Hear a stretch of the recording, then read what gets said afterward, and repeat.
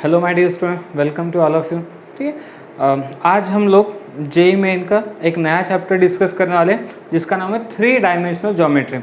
ठीक है, हर साल लगभग इस 3 डायमेंशनल ज्योमेट्री पे 2 क्वेश्चन हर साल लगभग पूछे जाते हैं। जैसे कि मैंने आपके सामने डाटा कुछ लिखा है प्रीवियस ईयर का। 2013 में जब से जेई मेन स्टार्ट हुआ है 2013 में 2 क्वेश्चन आए हैं, 2014 में 2 क्वेश्चन आए, 15 और 16 में एक एक क्वेश्चन आए, 17, 18, 19, 20 में 2-2 क्वेश्चन आए। यहाँ पे पर शिफ्ट का मतलब क्या कि 2019 से जो जेई मेन है वो शिफ्ट वाइज होने लगा है। ठीक है, तो अगर आप पर शिफ्ट के क्वेश्चन पेपर्स को देखोगे तो लगभग 2 क्वेश्चन हर शिफ्ट में पूछे गए। मतलब आप ये समझो कि इस चैप्टर पे ऑन एवरेज 2 क्वेश्चन हर साल आपको पूछे जाएंगे, और 2 क्वेश्चन का मतलब 8 मार्क्स। तो इसलिए मार्क्स के पॉइंट ऑफ व्यू से बहुत ज़्यादा इम्पॉर्टेंट चैप्टर है ये। तो स्टार्ट करते हैं इसके थ्योरेटिकल पार्ट के साथ। थोड़ा सा थ्योरेटिकल पार्ट लंबा जाएगा इस चैप्टर का। ठीक है, तो आई होप कि आपको अच्छा चैप्टर पढ़ने में मज़ा बहुत आने वाला है। अच्छा, एक बात आपको बता दूं कि अब तक अगर आपने वेक्टर चैप्टर नहीं पढ़ा है तो वेक्टर चैप्टर पहले पढ़ लो, क्योंकि बिना वेक्टर के ये चैप्टर में आपको कुछ भी समझ में नहीं आएगा अगर आपने वेक्टर को अच्छे से नहीं पढ़ा है तो। ठीक है, तो स्टार्ट करते हैं चैप्टर के फर्स्ट पार्ट के साथ, which is 3 dimensional geometry. Chapter को कंटिन्यू करने से पहले आपको एक बात पहले क्लियर कट बता दूं कि जैसे ये 3 डायमेंशनल ज्योमेट्री है, ये जो चैप्टर आप जिस वीडियो को आप देखने वाले हो, ये जो चैप्टर है ये कम्प्लीटली जेई मेन के पॉइंट ऑफ व्यू से बताया गया चैप्टर है। अगर आप जेई मेन का 3 डायमेंशनल ज्योमेट्री देखना चाहते हो तो ये करेक्ट वीडियो है आपके लिए। लेकिन हो सकता है कुछ बच्चे स्टेट बोर्ड का भी 3 डायमेंशनल ज्योमेट्री देखना चाहे तो उनके लिए एक अलग से प्लेलिस्ट बना के है जिसमें उसका नाम है लाइन एंड प्लेन। तो आप ये बात को क्लियर कर लेना कि स्टेट बोर्ड का लाइन एंड प्लेन एक अलग चैप्टर है और जेई मेन का 3 डायमेंशनल ज्योमेट्री एक अलग चैप्टर है। हालांकि जब आप दोनों पढ़ोगे तो आपको लगेगा ये सेम ही है, बट जो लाइन एंड प्लेन है ये काफ़ी सिंपल वे में स्टेट बोर्ड के लिए डिस्क्राइब किया गया है, और 3 डायमेंशनल ज्योमेट्री को जेई मेन के लेवल से उसके कंसेप्ट पढ़ाए गए। तो अभी अगर आप जो वीडियो देख रहे हो ये कम्प्लीटली जेई मेन के पॉइंट ऑफ व्यू से है। ओके, तो ये थोड़ा सा वीडियो देखते टाइम आप इन बातों को क्लियर कट कर लेते जाओ कि जो आप वीडियो देखना चाहते हो क्या ये वही वीडियो है या नहीं है। ठीक है ना, जिस प्लेलिस्ट में से आप वीडियो को देख रहे हो वो जेई मेन की है या स्टेट बोर्ड की है, इसको थोड़ा सा एक बार वेरीफाई कर लिया करो। ओके, ठीक है, तो स्टार्ट करते हैं फर्स्ट टॉपिक के साथ। ठीक है, फर्स्ट टॉपिक का नाम है कार्टेशियन कोऑर्डिनेट इन 3D। यहाँ पे 3 डायमेंशनल आएगा, 3D आएगा, मतलब एक्स एक्सिस, वाई एक्सिस और जेड एक्सिस। 2D में तो आपको कार्टेशियन कोऑर्डिनेट कैसे दिखते हैं यह सबको पता ही है। 2D यानी वहाँ पे एक्स एक्सिस और वाई एक्सिस का इन्वॉल्वमेंट होगा। 3D का मतलब यहाँ पे एक्स एक्सिस आएगी, वाई एक्सिस आएगी और जेड एक्सिस आएगी। ठीक है, तो चलो स्टार्ट करते हैं। इसके कार्टेशियन कोऑर्डिनेट कैसे देते हैं, तो ये है सबसे पहले ओरिजिन। ये क्या हो गया हमारा ओरिजिन। इस पॉइंट को मैं ए नाम दे देता हूँ। अब ध्यान से देखना, ये ए पॉइंट, ये जो ए पॉइंट है ये कहाँ लाई कर रहा है, एक्स एक्सिस पे लाई कर रहा है। ये ए पॉइंट कहाँ लाई कर रहा है, एक्स एक्सिस पे। तो इसका एक्स डिस्टेंस होगा और वाई और जेड डिस्टेंस कितना रहेगा, 0 रहेगा। ठीक है, इसको इस पॉइंट को एक नाम देता हूँ बी। अब ये बी पॉइंट कहाँ लाई कर रहा है, वाई एक्सिस पे। तो इसका एक्स कोऑर्डिनेट 0 होगा, वाई कोऑर्डिनेट वाई रहेगा, मतलब ये डिस्टेंस मान लो वाई है। ठीक है, और ये डिस्टेंस मान लो एक्स है। तो बी के कोऑर्डिनेट क्या होंगे, 0 वाई 0। ठीक है, और मान लो ये पॉइंट है सी, और ये सी पॉइंट कहाँ पर है, जेड एक्सिस पे। तो ये डिस्टेंस मान लो कि जेड है, तो सी के कोऑर्डिनेट क्या आएंगे, 0 0 जेड। तो ए बी सी के कोऑर्डिनेट कैसे लिखना है ये समझ में आ गया। ओके, अब कुछ और पॉइंट्स के बारे में डिस्कशन करते हैं। ये डी पॉइंट्स को आप देखो, डी पॉइंट कहाँ लाई कर रहा है, एक्स वाई प्लेन में लाई कर रहा है। डी पॉइंट कहाँ लाई कर रहा है, एक्स वाई प्लेन में। तो डी पॉइंट के पास जाना है तो कैसे जाएंगे, हम लोग ओरिजिन से स्टार्ट करेंगे।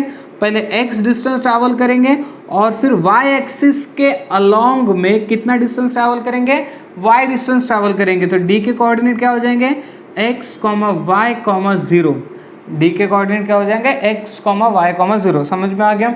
ठीक है, अब ये मान लो ये पॉइंट है ई। ये ई पॉइंट कहाँ पर है, ये ई पॉइंट है। ये ई पॉइंट ना उस साइड में है, ठीक है ना, ई पॉइंट उस साइड में, तो ये कौन से प्लेन में लाई कर रहा है, वाई जेड प्लेन में लाई कर रहा है। कौन से प्लेन में, वाई जेड प्लेन में। ये डी पॉइंट कहाँ लाई कर रहा था, एक्स वाई प्लेन में, तो उसके कोऑर्डिनेट क्या थे, एक्स कॉमा वाई कॉमा 0। तो ई के कोऑर्डिनेट क्या आएंगे, ई कहाँ लाई कर रहा है, वाई जेड प्लेन में, तो एक्स कोऑर्डिनेट तो 0 रहेगा, वाई कोऑर्डिनेट वाई आएगा और जेड कोऑर्डिनेट जेड आ जाएगा। ठीक है, उसके बाद इसको मैं एफ नाम दे देता हूँ। ये एफ पॉइंट कहाँ लाई कर रहा है, ये लाई कर रहा है एक्स जेड प्लेन में। कहाँ लाई कर रहा है, एक्स जेड प्लेन में। तो एफ के कोऑर्डिनेट क्या होंगे, एक्स कोऑर्डिनेट, वाई कोऑर्डिनेट 0 और जेड कोऑर्डिनेट जेड। ठीक है, अब ध्यान से देखना, ये जो पॉइंट है ये है स्पेस में। ये पॉइंट कहाँ पर है, स्पेस में। ये किसी प्लेन में नहीं है, ये कहाँ पर है, स्पेस में। तो मान लो ये पॉइंट है पी, तो इस पॉइंट के पास अगर मुझे पहुंचना है तो मैं कैसे पहुंचूंगा, पहले तो मैं ओरिजिन से एक्स एक्सिस के अलॉन्ग में एक्स डिस्टेंस ट्रैवल करूंगा, वाई एक्सिस के अलॉन्ग में वाई डिस्टेंस ट्रैवल करूंगा और जेड एक्सिस के अलॉन्ग में जेड डिस्टेंस ट्रैवल करेंगे। तो पी के कोऑर्डिनेट क्या आ जाएंगे, X comma Y comma Z. तो पी पॉइंट कहाँ पर है, पी पॉइंट स्पेस में है, इसीलिए उसके कोऑर्डिनेट एक्स से रिलेटेड, एक्स एक्सिस से रिलेटेड भी आ गए, वाई एक्सिस से रिलेटेड भी आ गए और जेड एक्सिस से रिलेटेड भी आ गए। ठीक है, इतनी बात समझ में आई आप लोगों को। ओके, आई होप कि आपको ये कोऑर्डिनेट कैसे लिखे जा रहे हैं ये समझ में आ रहा है करके। ठीक है ना, सबको समझ में आ गया ये। ओके, अब हम लोग क्या करेंगे, हम लोग देखेंगे कि जो पॉइंट है पी स्पेस में, इसका एक्स एक्सिस से कितना डिस्टेंस होगा, वाई एक्सिस से कितना डिस्टेंस होगा और जेड एक्सिस से कितना डिस्टेंस होगा। सो पी का हम लोग देखते हैं एक्स एक्सिस से डिस्टेंस। एक्स एक्सिस से डिस्टेंस मतलब ये ए डिस्टेंस, क्योंकि ये जो पी ए डिस्टेंस रहेगा ना, ये परपेंडिकुलर डिस्टेंस होगा। ये पी ए डिस्टेंस क्या होगा, परपेंडिकुलर। अब ये डायग्राम में थोड़ा सा दिखाना मुश्किल रह जाएगा कि ये पी ए परपेंडिकुलर डिस्टेंस है, लेकिन आप ये समझो कि ये जो पी पॉइंट है और ये ए पॉइंट है, ये एक ही लाइन में है। ठीक है ना, ये पी पॉइंट और ये ए पॉइंट एक ही लाइन में। तो जब मैं पी से ए को ज्वाइन करूंगा तो वो जो लाइन रहेगी वो एक्स एक्सिस को कैसे रहेगी, परपेंडिकुलर हो जाएगी। तो पी ए डिस्टेंस अगर आपको निकालना है, पी ए डिस्टेंस, तो हम लोग डिस्टेंस फॉर्मूला का यूज़ कर सकते हैं। तो डिस्टेंस फॉर्मूले का यूज़ करेंगे तो क्या हो जाएगा, under root of X minus X का होल स्क्वायर, तो वो तो 0 हो जाएगा, वाई माइनस 0 का whole square Y square, Z minus 0 का होल स्क्वायर जेड स्क्वायर। तो देखो ये क्या बता रहा है आपको, ये बता रहा है कि पी जो पॉइंट स्पेस में उसका एक्स एक्सिस से डिस्टेंस, देखो एक्स एक्सिस से डिस्टेंस बता रहा है तो एक्स तो आया ही नहीं इसमें। ठीक है ना, बात समझ में आ रही है।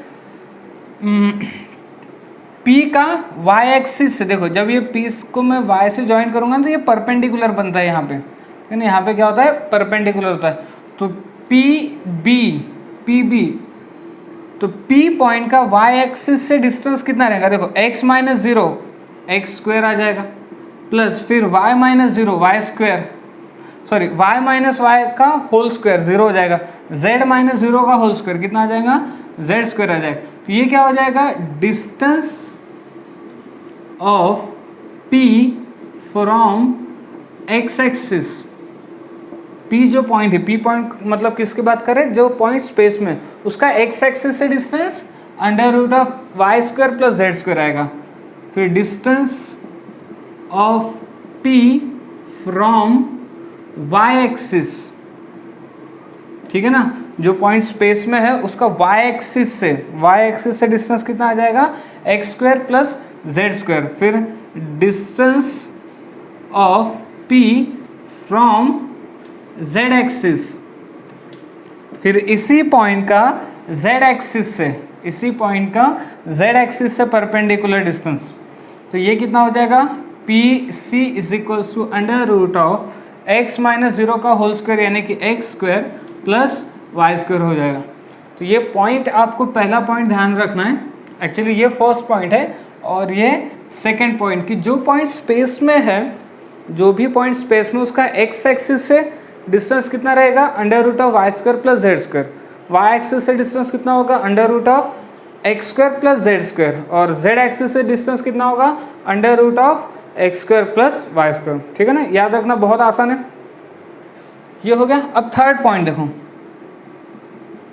थर्ड पॉइंट, अगर मैं आपको ये बोल रहा हूँ कि ये पी पॉइंट का मुझे एक्स वाई प्लेन से डिस्टेंस बताओ, पी पॉइंट का एक्स वाई प्लेन से डिस्टेंस बताओ, तो ये डिस्टेंस हो जाएगा। ठीक है ना, बात समझ में आ रही है। ये कुछ ऐसा प्लेन रहा होगा और ये पॉइंट होगा, तो मुझे परपेंडिकुलर डिस्टेंस मतलब क्या, वाई की बात हो जाएगी। ठीक है, क्योंकि ये डिस्टेंस क्या है, y है, सॉरी नॉट y, ये डिस्टेंस क्या है, z है। ये कौन सा डिस्टेंस है, z डिस्टेंस, देखो z, ये डिस्टेंस रहेगा z।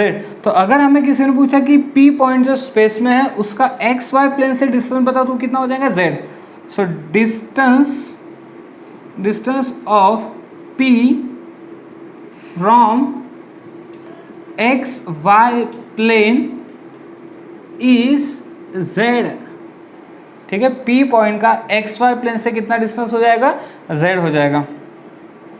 फिर distance of p from XZ plane से, एक्जेड प्लेन से कितना डिस्टेंस हो जाएगा, ये देखो ये रहेगा आपका एक्स जेड प्लेन। तो इस p पॉइंट का एक्स जेड प्लेन से डिस्टेंस कौन सा, ये वाला डिस्टेंस, और ये डिस्टेंस है आपका y। ठीक है ना, ये डिस्टेंस है आपका y। फिर देखो ये y डिस्टेंस है तो ये भी तो y डिस्टेंस ही हो गया। तो p पॉइंट का ये देखो एक्स जेड प्लेन से डिस्टेंस कितना रहेगा, y। p पॉइंट का एक्स वाई प्लेन से डिस्टेंस कितना रहेगा, z। और p पॉइंट का अगर मैं बोलूँ कि वाई जेड प्लेन से डिस्टेंस कितना होगा तो ये हो जाएगा वाई जेड प्लेन से डिस्टेंस कितना हो जाएगा, x। वाई जेड प्लेन से डिस्टेंस कितना हो जाएगा, x। तो distance of p from Y Z plane is x। ठीक है, बात समझ में आ रही है। तो देखो अगर आपको ये डायग्राम क्लियर है ना, ये डायग्राम अगर आप इमेजिन कर पा रहे हो तो ये सारी चीज़ें बहुत आसानी से बता सकते हो। ठीक है, बात क्लियर हो गई इतनी। फोर्थ पॉइंट पे आते हैं, फोर्थ पॉइंट। अच्छा, अगर आपको मैं पूछता हूँ कि ये एक्स एक्सिस है और ये वाई एक्सिस है, तो आपको अगर एक्स एक्सिस का इक्वेशन पूछा तो आप क्या बताते हो, y equals to 0। X axis का equation y equals to 0, Y axis का इक्वेशन x इक्वल्स टू 0। ठीक है, ये बात समझ में आई। तो अगर मैं आपको पूछता हूँ कि मुझे एक्स वाई जो प्लेन है, ये एक्स वाई प्लेन, ठीक है, ये जो एक्स वाई प्लेन है इसका इक्वेशन बताओ। So equation of X Y plane, तो एक्स वाई प्लेन का इक्वेशन क्या होगा, z is equals to 0। X Y plane का इक्वेशन क्या होगा, क्योंकि एक्स वाई प्लेन के अंदर z कोऑर्डिनेट कितना रहेगा आपका, 0 रहेगा। हम एक्स एक्सिस का इक्वेशन y इक्वल्स टू 0 क्यों बोलते हैं, क्योंकि एक्स एक्सिस पे y की वैल्यू हमेशा 0 होती है। तो एक्स वाई प्लेन पे z की वैल्यू हमेशा कैसे रहेगी, 0 रहेगी। तो एक्स वाई प्लेन का इक्वेशन हमेशा कितना आएगा, z इक्वल्स टू 0 आ जाएगा। ठीक है, equation of X Z plane का इक्वेशन क्या होगा, एक्स जेड प्लेन का इक्वेशन हो जाएगा y इक्वल्स टू 0, क्योंकि एक्स जेड प्लेन में y की वैल्यू हमेशा, ये हो गया आपका एक्स जेड प्लेन। ठीक है, तो एक्स जेड प्लेन में y की वैल्यू हमेशा कैसे आएगी, 0 आएगी। और equation of y Z plane, तो y जेड प्लेन का इक्वेशन क्या आएगा, y जेड प्लेन का इक्वेशन आएगा x इज इक्वल्स टू 0। ठीक है, तो ये सारे कुछ बेसिक्स पॉइंट्स हैं और ये सारे बेसिक पॉइंट आप ये एक डायग्राम से बता सकते हो। ठीक है, तो आपने क्या क्या सीखा इस एक डायग्राम से, हमने ये सीखा कि P पॉइंट का x एक्सिस से डिस्टेंस क्या होता है, P पॉइंट का y एक्सिस से डिस्टेंस क्या होता है, P पॉइंट का z एक्सिस से डिस्टेंस क्या होता है। फिर सेकेंड पॉइंट पे हमने ये सीखा कि P का एक्स वाई प्लेन से कितना डिस्टेंस, z। P पॉइंट का एक्स जेड प्लेन से कितना डिस्टेंस, y। P पॉइंट का वाई जेड प्लेन से कितना डिस्टेंस रहेगा, x। ठीक है, फोर्थ पॉइंट में हमने ये सीखा कि equation of X Y plane z equals to 0, equation of X Z plane y equals to 0, equation of Y Z plane x equals to 0। तो ये कुछ बेसिक चीज़ें हैं इस कार्टेशियन कोऑर्डिनेट ये एक टॉपिक से। ठीक है, आई होप कि ये सारी बातें आपको क्लियर हो चुकी होगी। ओके, चलो एक क्वेश्चन ट्राई करते हैं। तो जो अभी हमने सीखा उसका यूज़ कैसे किया जाता है ये क्लियर हो जाएगा। Find the perpendicular distance of the point P from, पहली कंडीशन दी है y एक्सिस और दूसरी कंडीशन दी है एक्स जेड प्लेन।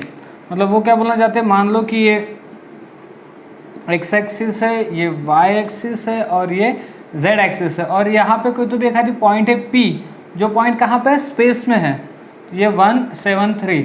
अब देखते टाइम आपको ऐसा लगेगा कि ये पॉइंट वाई जेड प्लेन में, बट वाई जेड प्लेन में नहीं, ये कहाँ पर है, स्पेस में। क्यों? क्योंकि इसके 3 कोऑर्डिनेट दिए हुए हैं, एक्स कोऑर्डिनेट भी दिए, वाई कोऑर्डिनेट भी दिए, जेड कोऑर्डिनेट भी दिए।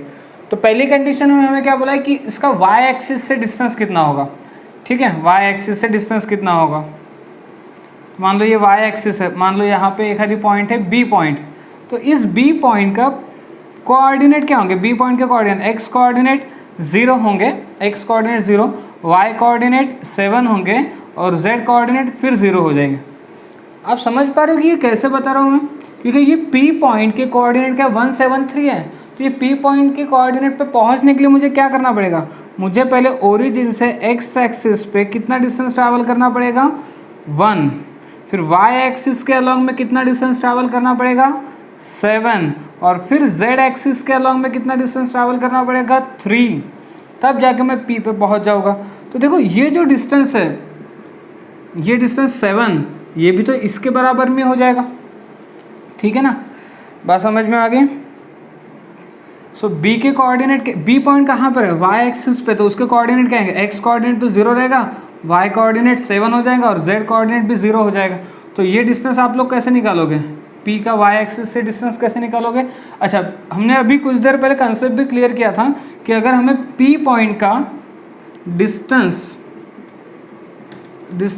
Of P from Y axis से अगर मुझे डिस्टेंस निकालना है तो मेरा फॉर्मूला क्या हो जाएगा, मेरा फॉर्मूला हो जाएगा under root of Y axis से निकालना तो X square plus Z square, ठीक है, एक्स स्क्वायर मतलब 1 का स्क्वायर 1 प्लस जेड स्क्वायर मतलब 3 का स्क्वायर, ठीक है। अच्छा, ये y कैसे गायब होगी ये भी समझ सकते हो। देखो अगर आप इस पर डिस्टेंस फॉर्मूला भी लगा लो तो 1 माइनस 0 का स्क्वायर 1 स्क्वायर आएगा, 7 माइनस 7 का स्क्वायर 0 आएगा, इसलिए y कोऑर्डिनेट इसमें आता ही नहीं है। तो हमारा फाइनल आंसर क्या आ जाएगा, √10, ये रहेगा हमारा फर्स्ट का आंसर, ठीक है। सेकंड इसमें हमें क्या बोला गया, सेकंड इसमें हमें बोला कि एक्जेड प्लेन से, जैसे ये वाला एक्जेड प्लेन है आपका, ये कौन सा प्लेन है, एक्जेड प्लेन, तो ये पी पॉइंट का एक्जेड प्लेन, तो ये कौन सा डिस्टेंस रहेगा, एक्जेड प्लेन से, तो ये डिस्टेंस क्या रहेगा हमारा, ये रहेगा वाई डिस्टेंस, ये कौन सा डिस्टेंस रहेगा, वाई डिस्टेंस। अच्छा, ये बात भी हमने भूली है ऑलरेडी कि distance of P from XZ plane is y, और y यानी क्या है, y कोऑर्डिनेट यानी क्या है 7 है, हमारा आंसर कितना आ जाएगा 7। आप देख भी पा रहे हो ना कि ये डिस्टेंस मतलब क्या है, y से रिलेटेड डिस्टेंस है, y एक्सिस से रिलेटेड, और y एक्सिस भी ये डिस्टेंस कितना था 7 था, तो ये डिस्टेंस भी कितना हो जाएगा 7 हो जाएगा, ठीक है, बात समझ पा रहे हो ना। ओके, एक्चुअली यहाँ पे एक थोड़ी सी मुश्किल क्या हो जाती है कि हम लोग 3D चैप्टर पढ़ रहे हैं और उसका जो कंसेप्ट है वो हम लोग 2D पे पढ़ने की कोशिश कर रहे हैं, इसलिए थोड़ा सा डायग्राम में दिखते टाइम हमको लगता है कि नहीं अगर ये डिस्टेंस 7 है तो फिर ये डिस्टेंस 7 कैसा होगा, ये थोड़ा सा एक्चुअली ये क्या है ना, एक प्लेन है, तो ये अब ऐसा लग रहा है कि अंदर में गया, अंदर में नहीं गया, ये परपेंडिकुलर है इस प्लेन को इस तरीके से, तो ये जो डिस्टेंस होगा और ये डिस्टेंस होगा वो हमेशा इक्वल आएगा, ठीक है। तो थोड़ा सा यहाँ पे 3D 2D की वजह से यहाँ थोड़ी सी दिक्कत हो सकती है आपको, बट अगर आप इमेज अच्छे से क्लियर कट रख रहे हो, समझने की कोशिश करो कि ये जो है ये तो y डिस्टेंस ही है, अगर आप इसके पहले वाली जो मैंने डायग्राम आपको समझा था उसको ध्यान में रख के एक कंसेप्ट पढ़ोगे तो आपको बहुत आसान लगेगा, ठीक है। आगे बढ़ते हैं, नए टॉपिक पे आते हैं जिसका नाम है सेक्शन फार्मूला,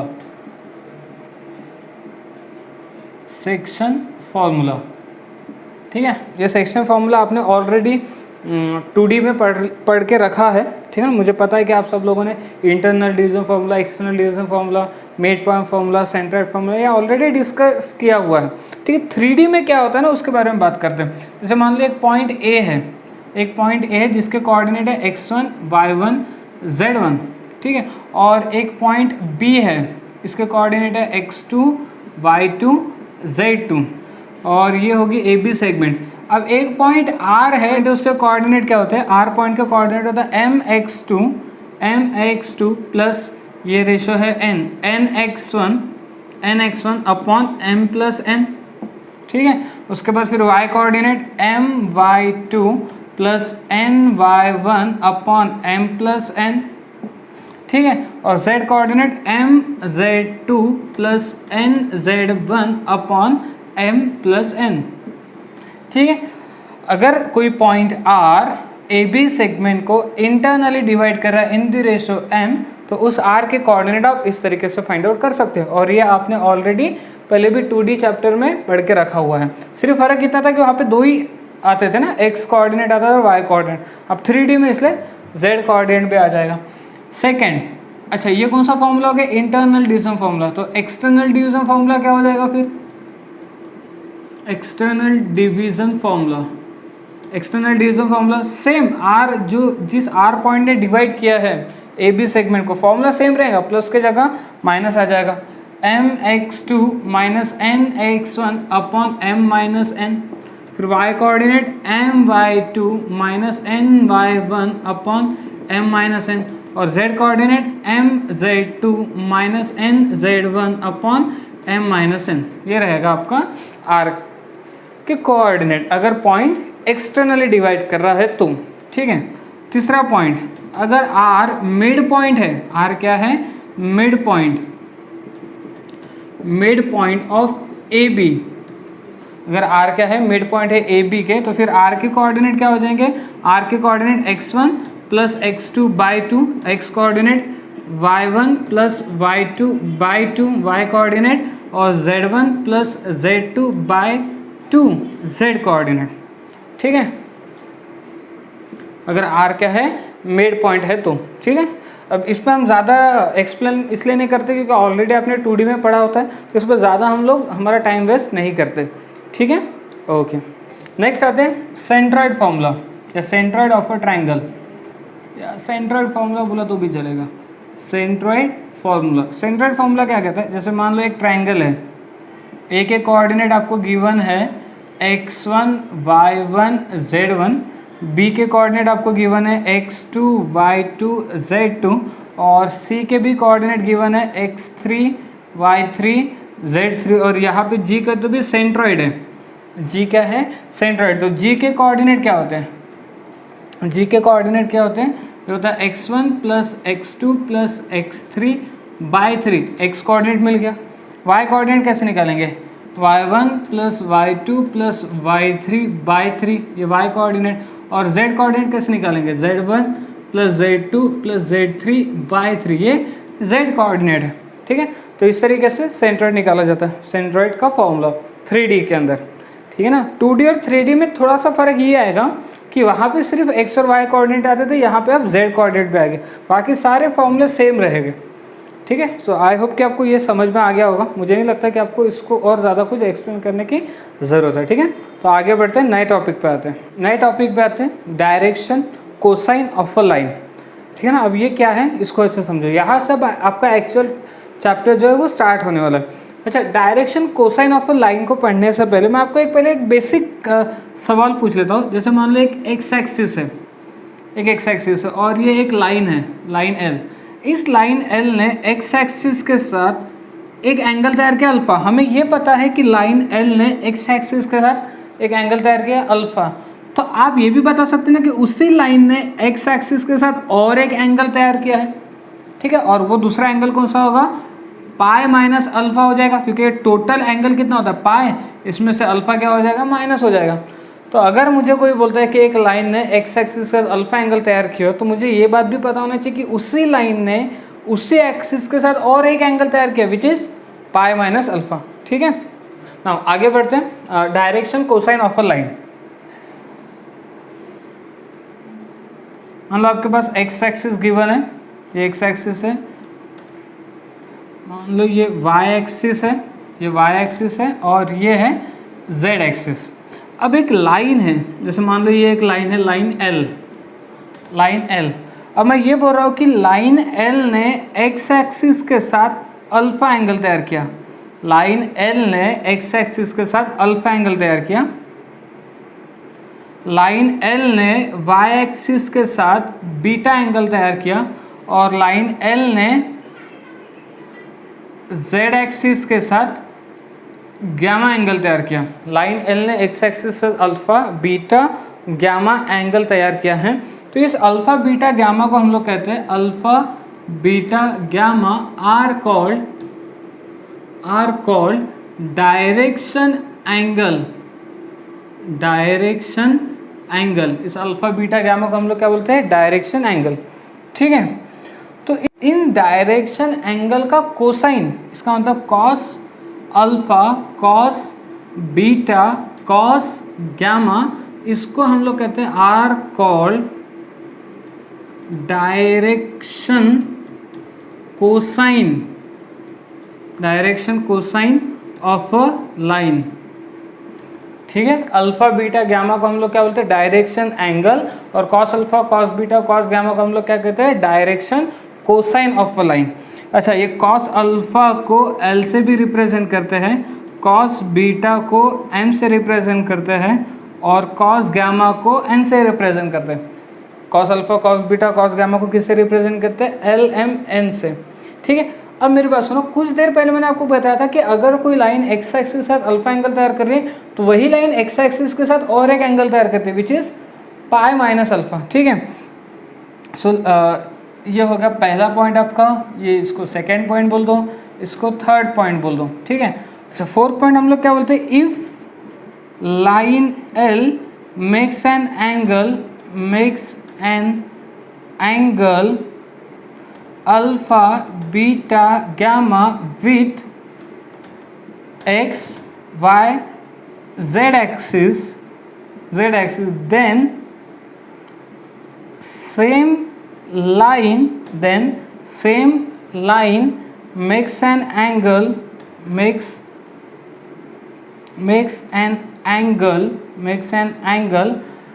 इधर लिख देता हूँ, makes an angle pi minus alpha, pi minus beta, pi minus gamma with X Y and Z axis. ठीक है, बात समझ में आ गई यहाँ तक? ओके, तो फिर यहाँ से हम लोग पांचवा पॉइंट ये बोल सकते हैं कि जब आपने बोला था कि अल्फा बीटा गामा ये डायरेक्शन एंगल है, और अल्फा बीटा गामा क्या है, लाइन एल ने X axis, Y axis, Z axis का तैयार किया हुआ एंगल है। और ये फोर्थ पॉइंट में हमने क्या बोला कि उसी लाइन एल ने X axis, Y axis, Z axis कितना एंगल तैयार किया है, pi minus alpha, pi minus beta, pi minus gamma.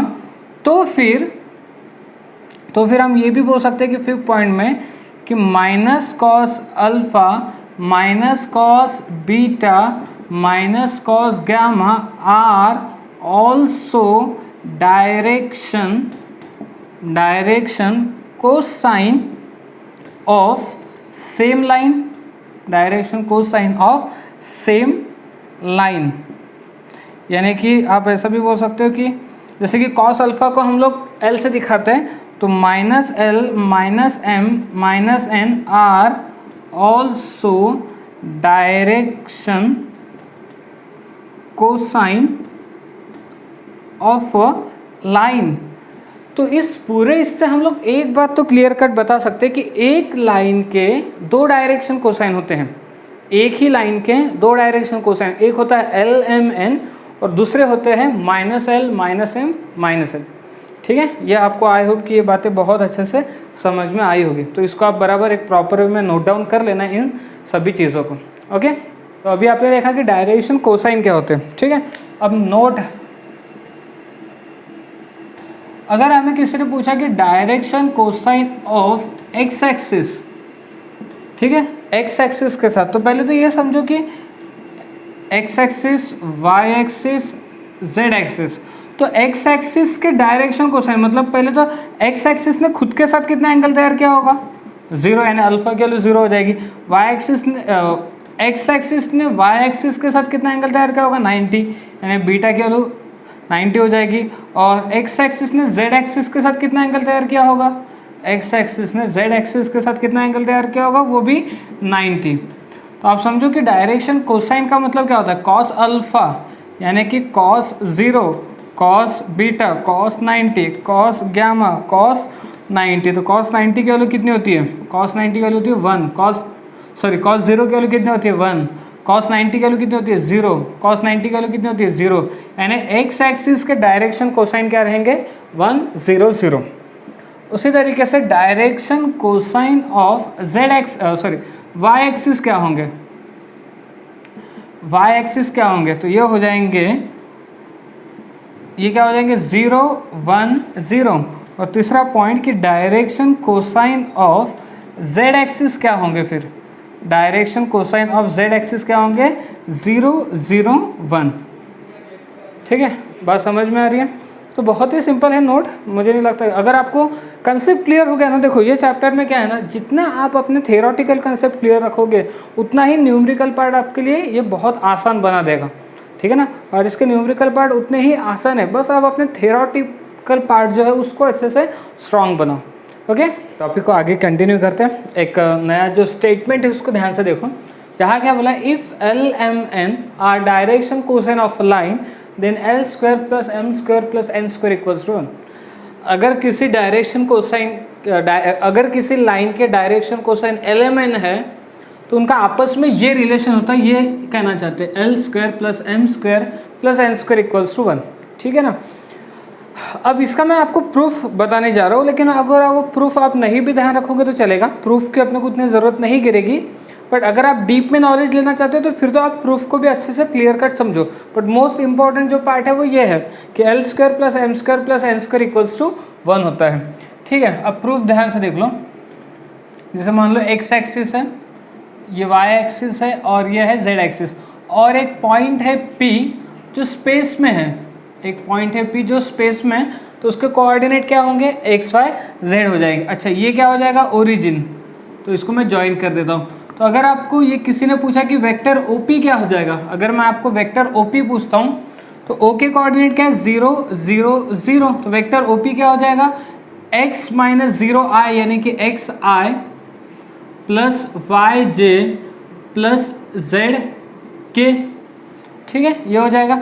अगर मुझे मॉड ऑफ वेक्टर ओपी किसी ने पूछ लिया तो इसका मॉड कितना होगा, तो ये हो जाएगा X square plus Y square plus Z square. ठीक है, ये बात क्लियर होगी इतनी। ओके, अब जो बात हमको पता है वो देखो, हमें ये बात पता है कि लाइन और एक्स एक्सिस के बीच में एंगल कितना होता है अल्फा, तो alpha be the angle between vector OP and x axis. Alpha क्या है, एंगल है, किसके बीच का एंगल है वेक्टर OP और एक्स एक्सिस। अच्छा, एक्स एक्सिस के अलॉन्ग में कौन सा यूनिट वेक्टर होता है आई, यानी कि आप ये भी हो सकता है कि alpha be the angle between vector OP and I, बोल सकते हैं ऐसा, क्योंकि एक्स एक्सिस के अलॉन्ग में तो आई यूनिट वेक्टर लाई करता है। तो फिर अच्छा, अब मुझे ये बात पता है कि वेक्टर OP और I के बीच में एंगल कितना अल्फा, तो मैं अगर एंगल बिटवीन टू वेक्टर का फॉर्मूला लगा दूं, एंगल बिटवीन टू वेक्टर, दो वेक्टर कौन से, एक वेक्टर OP और दूसरा वेक्टर यूनिट वेक्टर I, तो अगर मैं दो वेक्टर्स के बीच में एंगल का फॉर्मूला यूज़ कर रहा हूँ, मुझे एंगल का फॉर्मूला पता है cos alpha is equals to क्या होता है वेक्टर OP का डॉट प्रोडक्ट किसके साथ I के साथ अपॉन में मॉड ऑफ वेक्टर OP और mod of vector I unit vector I। ये हमने वेक्टर चैप्टर में भी पढ़ लिया कि एंगल बिटवीन टू वेक्टर्स, दो वेक्टर कौन से वेक्टर OP और यूनिट वेक्टर I।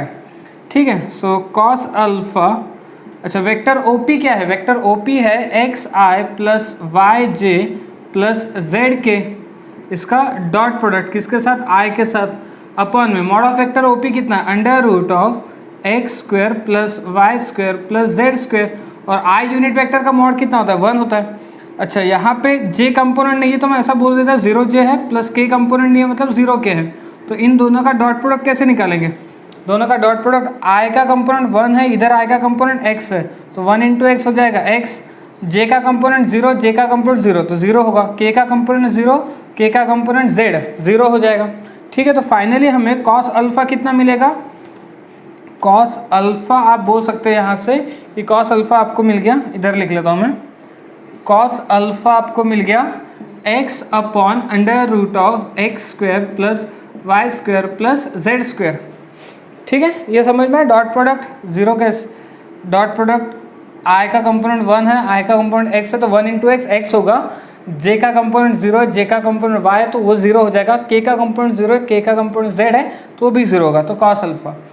अच्छा, फिर यही वेक्टर OP और y एक्सिस के बीच में एंगल कितना होता है बीटा, तो अगर मुझे किसी ने पूछा कि कॉस बीटा कितना हो जाएगा फिर, तो ये हो जाएगा y upon under root of X square plus Y square plus Z square. और कॉस गामा किसी ने पूछा तो गामा क्या होता है, वेक्टर ओपी और जेड एक्सिस के बीच का एंगल। तो कॉस गामा कितना हो जाएगा, Z upon under root of X square plus Y square plus Z square, ये होता है। ठीक है, यहाँ तक बात क्लियर होगी। तो हमने क्या पता कर लिया कि cos alpha cos beta cos gamma कितना होता है। अगर मुझे cos square alpha plus cos square beta plus cos square gamma अगर फाइंड आउट करना है तो क्या होगा, तो कॉस स्क्वायर अल्फा मतलब इसका स्क्वायर, तो ये कितना आएगा X square, square root square cancel, तो X square plus Y square plus Z square. Cos square beta कितना हो जाएगा, वाई स्क्वायर अपॉन में X square plus Y square plus Z square. और कॉस स्क्वायर गामा कितना होगा, Z square upon में X square plus Y square plus Z square. तो तीनों का बेस सेम है, एक बार लिखा जाएगा X square plus Y square plus Z square, और न्यूमरेटर में हो जाएगी addition X square plus Y square plus Z square. तो ये क्या हो जाएगा कैंसिल, कितना मिला 1। तो किसकी वैल्यू 1 मिली हमें, cos square alpha plus cos square beta plus cos square gamma की वैल्यू कितनी मिल गई, 1 मिल गई। अच्छा, ये बात हमको पता है कि कॉस अल्फा को ही हम लोग एल से दिखाते हैं, यानी कि L square plus M square plus N square is equals to 1 हो जाएगा। कॉस अल्फा को एल से दिखाते हैं, कॉस बीटा को एम से दिखाते हैं, और कॉस गामा को एन से दिखाते हैं। तो ये रहेगा आपका इस कंसेप्ट का proof, L square plus M square plus N square equals to 1। अब बात यह है कि ये हमें क्या बता रहा है, तो ये हमें बता रहा है कि अगर कोई लाइन एग्जिस्ट कर रही है और उसका डायरेक्शन कोसाइन LMN है, तो ये कंडीशन हमेशा सेटिस्फाइड होगी कि L square plus M square plus N square की वैल्यू कितनी आएगी, हमेशा 1 आएगी। ठीक है, बात समझ में आई।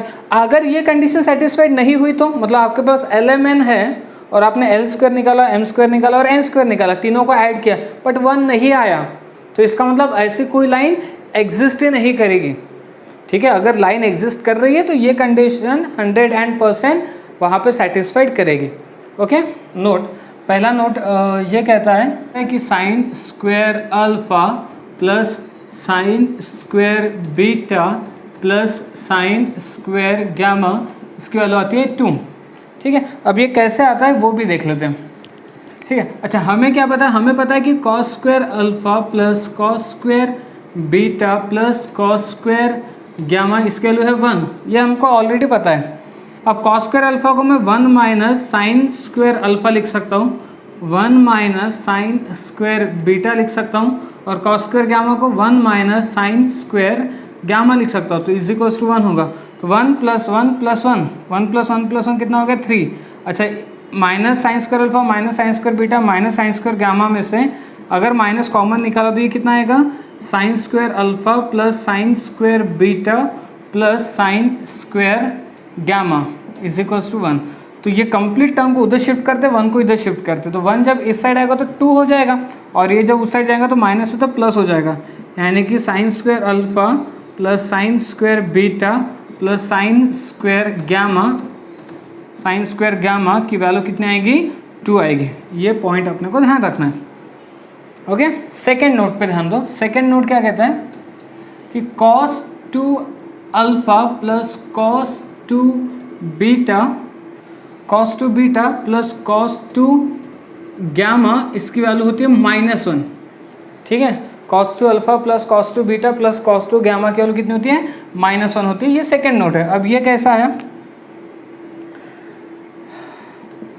अच्छा cos 2 अल्फा का फॉर्मूला आपको पता ही है। cos 2 अल्फा का फॉर्मूला क्या होता है, cos square alpha minus sine square alpha, trigonometry आपने पढ़ के रखा है। cos 2 बीटा का formula cos square beta minus sine square beta plus cos 2 gamma का फॉर्मूला हो जाएगा cos square gamma minus sine square gamma. ठीक है, अच्छा cos square alpha plus cos square beta plus cos square gamma कितना होता है 1, ये ऑलरेडी हमको पता ही है। Minus sine square alpha minus sine square beta minus sine square gamma में से अगर मैं माइनस कॉमन निकालूँ तो अंदर में क्या बचेगा, sign square alpha plus sine square beta plus sine square gamma, जिसकी वैल्यू कितनी होती है 2, और 1 माइनस 2 कितना हो गया -1। तो ये हमें पता चल गया कि cos 2 alpha plus cos 2 beta plus cos 2 gamma इसकी वैल्यू कितनी आ जाएगी -1।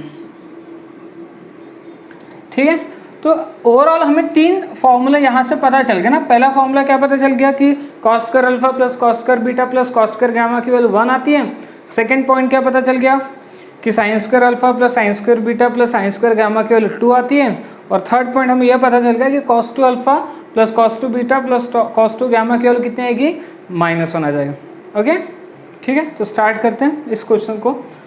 A line OP makes an angle 120 degree with x axis and 60 degree with y axis. Find the angle made by line with z axis। मतलब एक line है जिसने x axis के साथ, तो x axis के साथ मतलब अल्फा 120 डिग्री एंगल तैयार किया, y axis के साथ मतलब बीटा 60 डिग्री एंगल तैयार किया।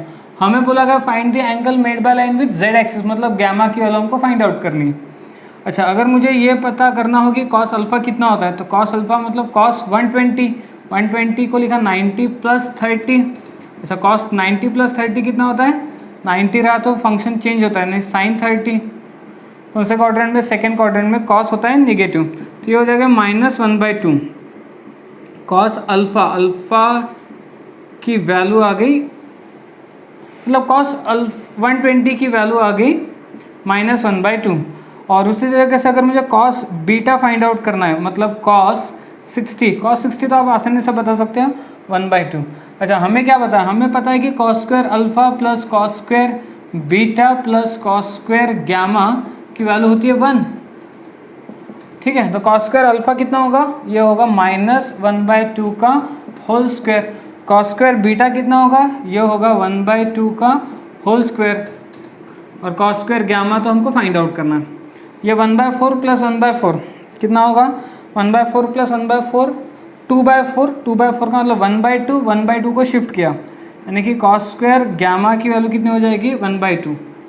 ये समझ में आ गया। इसका कैलकुलेशन करो, ये 1/2 आएगा, 1/2 को शिफ्ट करो, 1 - 1/2 1/2, cos स्क्वायर गामा की वैल्यू 1/2 आ गई। इसका मतलब कि cos गामा की वैल्यू कितनी आएगी, तो ये आएगी ±1/√2, यानी कि cos गामा की एक वैल्यू तो 1/√2 आएगी और दूसरी वैल्यू आ जाएगी -1/√2। अच्छा, 1/√2 कब आती है, जब गामा की वैल्यू कितनी हो π/4 हो 45। और -1/√2 कब आएगी, तो बहुत सिंपल है, क्या करना है पाई माइनस कर दो, तो पाई माइनस π/4 ये हो जाएगा 3π/4। ठीक है, ओके, गामा नॉट। तो यहाँ से इस तरीके से हमने पता किया। और मैंने आपको बताया भी ना कि एक लाइन z एक्सिस के साथ 2 एंगल तैयार करेंगे, एक एंगल π/4 और दूसरा एंगल पाई माइनस π/4, यानी कि कितना 3π/4। ठीक है, बात समझ में आ गई। ओके, आगे बढ़ते हैं। नेक्स्ट एग्जांपल को ध्यान से देखो। वैसे तो काफ़ी सिंपल है, लेकिन ऐसे क्वेश्चंस में क्या होता है, अगर हमारा दिमाग जो है या हम जो सोचते हैं न्यूमेरिकल को सॉल्व करते टाइम, अगर ये राइट वे में नहीं सोच पा रहे तो ऐसे क्वेश्चन सॉल्व करने में थोड़ी सी मुश्किल हो जाती है। ठीक है, तो हमेशा क्वेश्चन को सॉल्व करते टाइम एक करेक्ट अप्रोच से सॉल्व करो। ठीक है ना, मतलब कोई भी फालतू के रूल यूज़ मत करो, जो बेसिक रूल है जो आपको पता है, जिससे आपको लगता है कि इससे आंसर आएगा, उसी का यूज़ करो। कहीं पे भी प्रॉब्लम को गोल गोल मत घुमाओ। ठीक है, स्ट्रेट फॉरवर्ड सॉल्व करो। जैसे कि यहाँ क्या बोला, a line makes an equal angle theta with x and Z axis. X axis के साथ एंगल मतलब अल्फा जो है वो थीटा है, और जेड एक्सिस के साथ एंगल मतलब जो गामा है वो भी थीटा है। बीटा विथ वाई एक्सिस, और वाई एक्सिस के साथ बीटा ही है। और हमें क्या बोला गया कि साइन स्क्वायर बीटा की वैल्यू ये इक्वल में है 3 साइन स्क्वायर थीटा के। तो हमें फाइंड आउट करना है कि कॉस स्क्वायर थीटा की वैल्यू कितनी आएगी। अब ये इसमें कंफ्यूज मत हो जाना कि मैं कहीं यहाँ से कॉस स्क्वायर वगैरह थीटा निकालने की कोशिश करता हूँ। ठीक है ना, अगर यहाँ से निकालने की कोशिश करोगे तो फिर मुश्किल हो जाएगी। आपको क्या पता ये समझो, हमें ये पता है कि cos square alpha plus cos square beta plus cos square gamma इसकी वैल्यू 1 है, और अल्फ़ा मतलब थीटा है। देखो, अल्फ़ा मतलब थीटा है, बीटा को बीटा ही रहने दो, गामा मतलब भी थीटा ही है, इज इक्वल्स टू 1। तो cos square theta plus cos square theta कितना हो गया 2 कॉस स्क्वायर थीटा हो गया, प्लस कॉस स्क्वायर बीटा को मैं 1 - साइन स्क्वायर बीटा लिख सकता हूँ। अब ये मेरे दिमाग में कैसा है, कॉस स्क्वायर बीटा को मैं 1 माइनस साइन स्क्वायर बीटा क्यों लिख सकता, क्यों, क्योंकि मुझे साइन स्क्वायर बीटा गिवन है।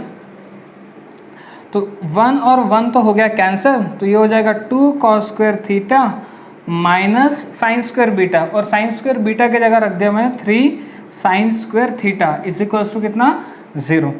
अब सोचो कि ठीक है कॉस स्क्वायर थीटा आ गया, साइन स्क्वायर थीटा आ गया, लेकिन मुझे क्या फाइंड आउट करना, मुझे फाइंड आउट करना कॉस स्क्वायर थीटा। तो 2 cos square theta is equal minus 3, इस साइन स्क्वायर थीटा की जगह 1 माइनस कॉस स्क्वायर थीटा रख सकता हूँ। ओके, सो कितना देगा ये 2 कॉस स्क्वायर थीटा माइनस 3 से मल्टीप्लाई करने पे -3 और -3 into minus cos square theta plus 3 cos square theta is equals to 0। तो 2 cos square theta plus 3 cos square theta 5 cos square theta, -3 को तो शिफ्ट किया +3 हो गया, तो कॉस स्क्वायर थीटा की वैल्यू कितनी आ जाएगी 3/5। कॉस स्क्वायर थीटा की वैल्यू कितनी आ गई 3/5। तो ये रहेगा हमारा फाइनल आंसर। तो इस तरीके से आपको क्वेश्चन को सॉल्व करना है, इस तरीके से आपका अप्रोच होना चाहिए। ठीक है, आई होप कि आज का टॉपिक आपको बहुत अच्छे से समझ में आया होगा। ठीक है, ओके, तो आज हम लोग यहीं पे स्टॉप होते हैं। वीडियो पसंद आए तो वीडियो को लाइक करो, और अपने चैनल को सब्सक्राइब नहीं किया होगा तो चैनल को सब्सक्राइब करो, और जो आपके फ्रेंड्स हैं उनके साथ इस वीडियो की जो लिंक है उसको शेयर करो, ताकि वो भी लॉकडाउन के पीरियड में इन सभी वीडियोस का बेनिफिट उठा सके विथ फ्री ऑफ कॉस्ट, फिर चाहे वो हमारे इंस्टीट्यूट के हो चाहे हमारे इंस्टीट्यूट के ना हो। ओके, ठीक है।